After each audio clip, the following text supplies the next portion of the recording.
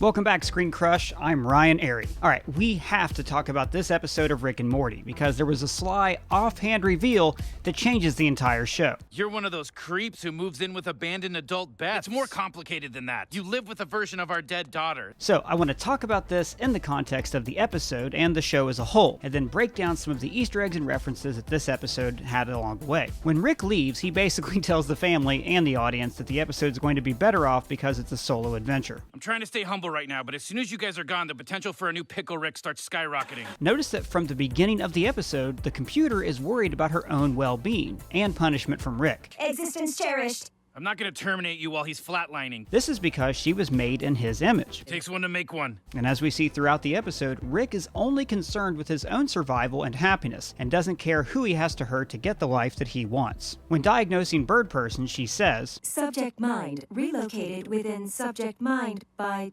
subject mind. Another way of saying that his conscious mind has retreated into his subconscious. On Twitter, some people were comparing this to Inception, but it's actually a riff on Charlie Kaufman and Michelle Gondry's Eternal Sunshine of the Spotless Mind. Charlie Kaufman bullshit.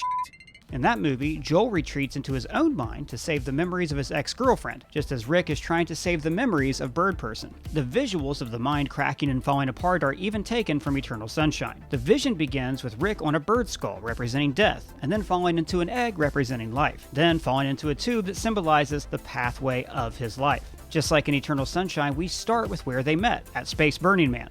Want a hit? I am indeed down to clown. But then, in the next clip, in a firefight, the other Ricks say, Killing us won't bring her back! And at first I assumed this meant Beth's mom, and it might, but I think it's more likely they were talking about Beth herself. So now we see that Rick hates the other Ricks and the Council of Ricks for a reason. I'm more on a revenge kick than a results kick. They were responsible for his daughter's death. You're the malcontent. The rogue. I'm the Rick. And so were the rest of you before you formed this stupid alliance. Now maybe her death was an accident, but I think it's more likely that since our Rick is the Rickest Rick of them all, that they killed Beth to stunt this Rick in some way, prevent him from moving into the house and meeting Morty maybe. In fact, does this Rick even have a Morty? Did his Beth die before Morty was born? Maybe this vision from season 4 is canon.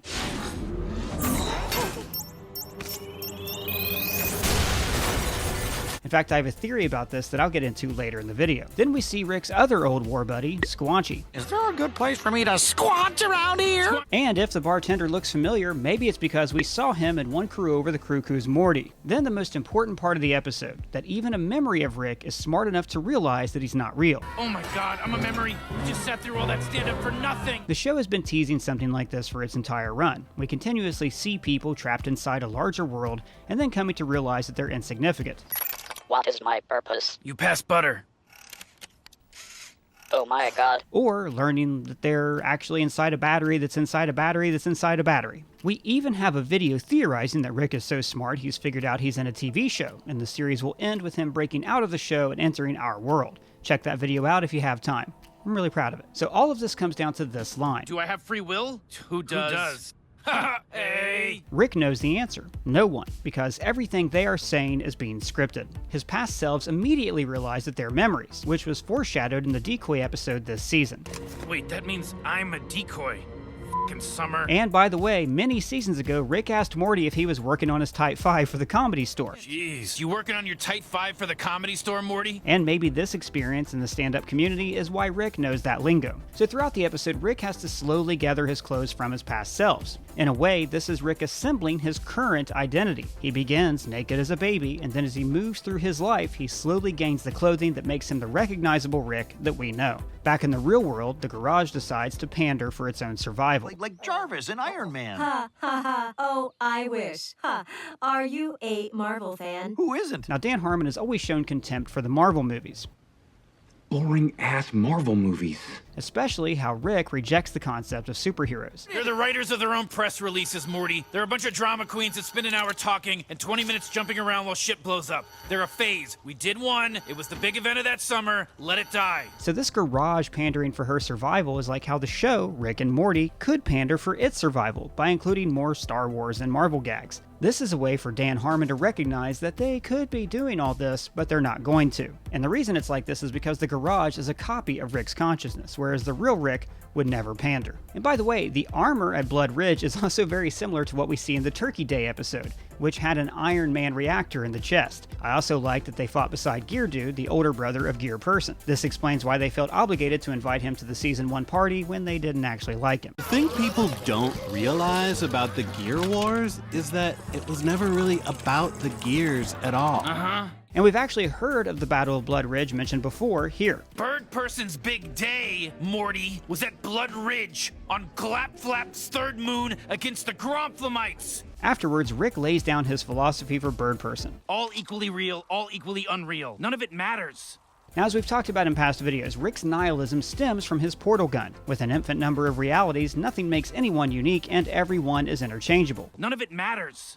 At least, this is what he told himself after his daughter died. Then, he had to find a new daughter in another dimension and claim her as his own. Bird Person, lacking this perspective, judges him. The relationship that we have I never used that word. is not worth my integrity. That's when Rick decides that this Bird Person is actually his real Bird Person, the only friend that's actually worth having. Yeah, hop to a different timeline, grab a version of my friend that suits me best. That's not how this works. I need to go in and get him. You'll remember that Rick showed the government a very similar false memory back in Season 3. Is that it?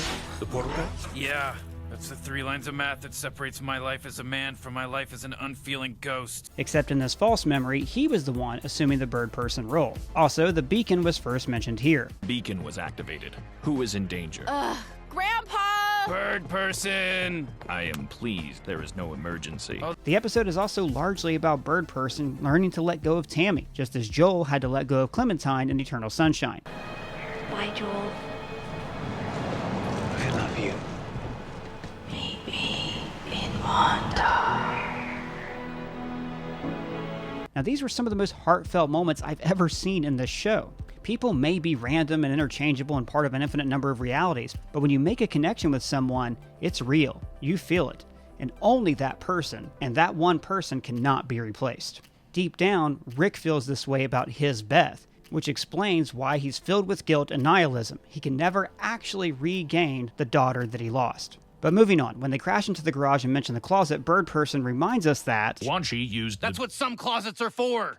which of course we saw in Season 1's party episode. Squanch wherever you want, man. Mi casa es a su casa, dog. All right. I like your squanch. Oh my god! Hey, I'm squanching in here. In the garage, Rick pulls out a plumbus. Rub against the chumbles, and the plubus and grumbo are shaved away. That leaves you with a regular old plumbus. I always wondered how, plumbuses got made. The episode also reveals that Rick was only bringing Bird Person back to life so they can hang. Was there really a second in there where you knew about my child but chose not to inform me on the chance I might then grow too busy child rearing to hang out? Kind of like the ending of Shaun of the Dead.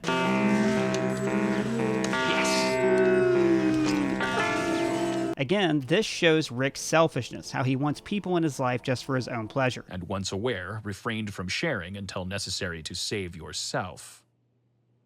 Case in point, Beth. Rick's Beth died. You live with a version of our dead daughter. So he pulled a friend. She came to another dimension, possibly killed its Rick, and then moved in with the family. Or maybe, here's a theory, the Rick that's hooked up to make the Simple Rick biscuits at the Citadel is the only Rick who didn't lose his Beth. Come home to Simple Rick. And this was the Beth that Rick stole. Look, this reveal explains so much about the show. Like how Rick was able to leave his daughter behind after she was Cronenberged. Answer, that wasn't his daughter. Why he didn't care which daughter was a clone. Memory of which Beth is real and which Beth is a clone, obviously. You mind blew yourself? You literally don't even know which of your daughters is real. Of course you don't. Why am I surprised? Answer, neither of them was his daughter. You live with a version of our dead daughter. It better be. Get off your high horse, Lone Ranger. We also learned that not every Rick goes to live with the family. In fact, it's kind of frowned upon, but he keeps doing this to be near the daughter that he lost. But also, I think this holds the key to the show's greatest mystery, Evil Morty. Evil Morty is the son of dead Beth. It makes so much sense. He hates the Citadel for killing his mother. He hates Rick for abandoning him. He blames Rick for his mother's death. Losing his mom and Rick forced him to become smarter. Maybe he even used some of of Rick's abandoned tech to make himself smarter, like the helmet that Snuffles used. So what we're slowly seeing playing out over all these seasons is Rick's original Morty catching up to him, slowly extracting revenge on the person who he blames for his mother's death and ruining his life. But what do you think of the episode? What do you think of my theories? Let me know down in the comments or at me on Twitter. And if it's your first time here, please subscribe. For Screen Crush, I'm Ryan Airy.